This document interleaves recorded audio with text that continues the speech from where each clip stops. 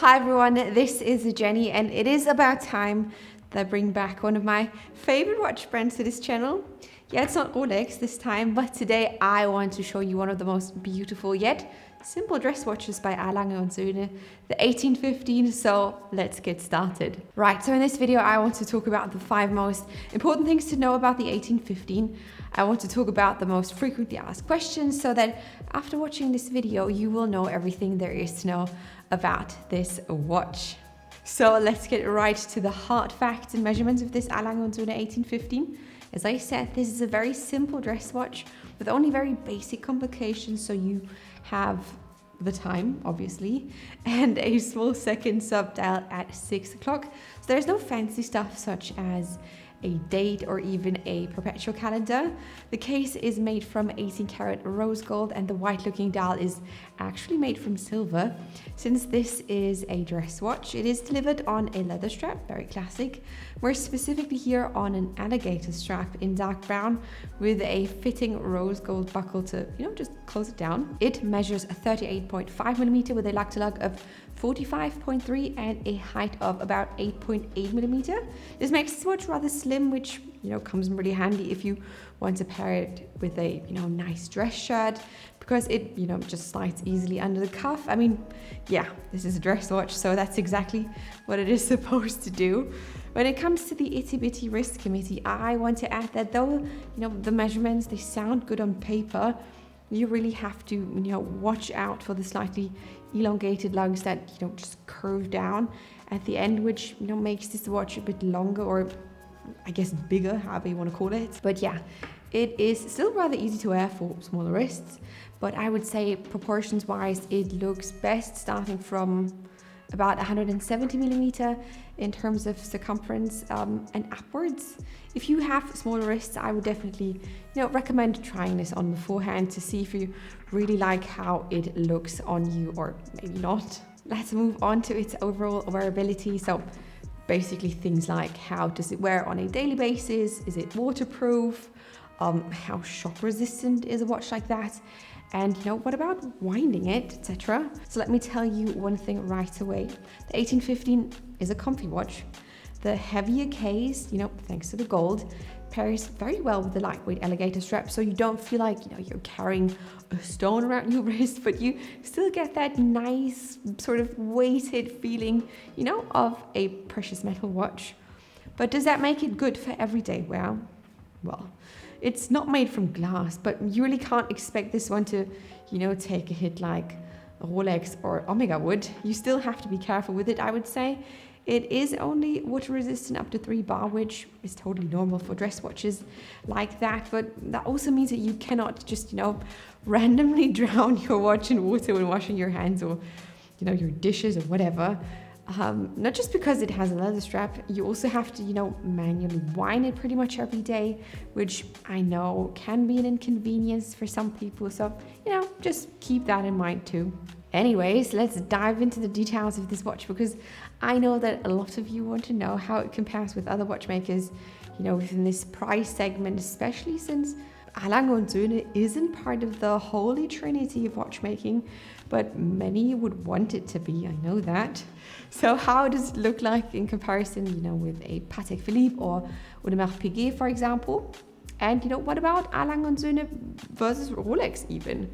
Well, what can I say? Lange's quality and level of finishing just remains consistent and impressive on a really high level, which is always something I have the biggest respect for.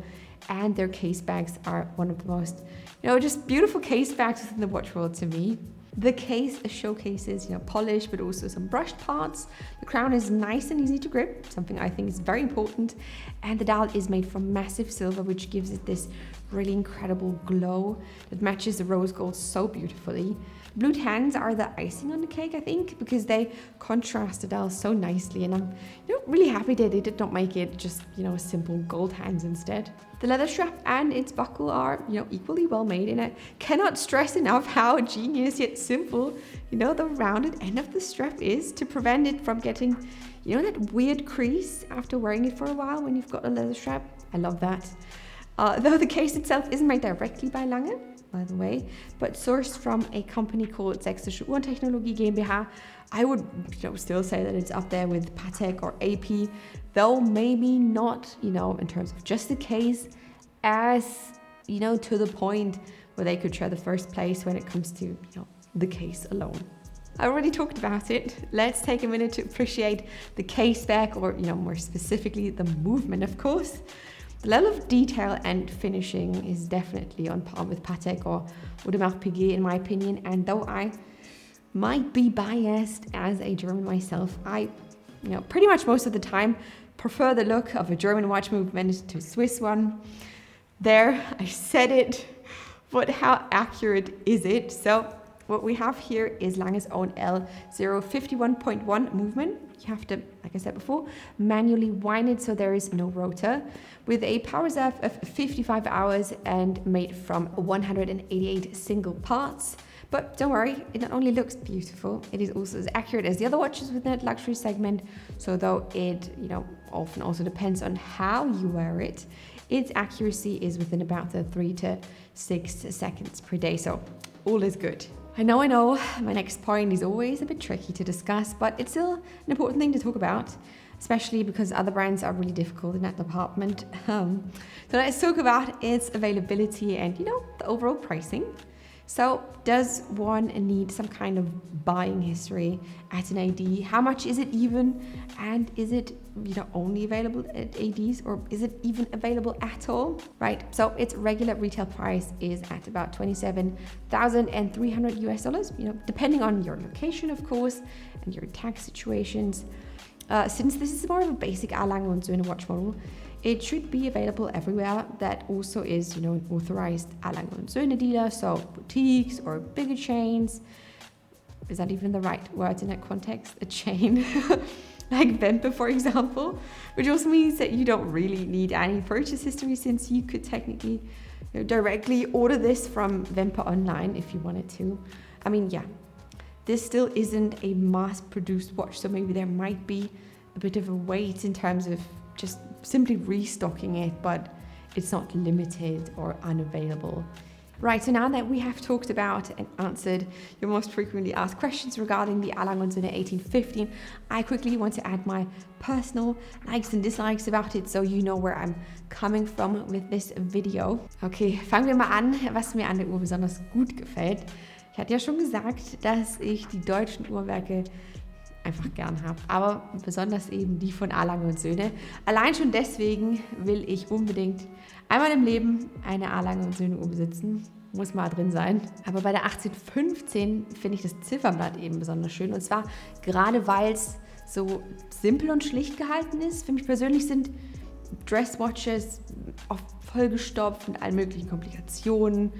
Und klar, obwohl vom technischen Aspekt her das alles immer sehr beeindruckend ist und immer super aussieht, mag ich dann doch am liebsten, wenn es für meinen persönlichen Geschmack ist, einfach die Zifferblätter, die das Ganze ruhig und, luftig angehen lassen. Und bei der 1815 sind die Proportionen halt einfach so gut wie perfekt. Und die Ruhe, die das Zifferblatt ausstrahlt, ist einfach schön zum Anschauen. Was soll ich sagen?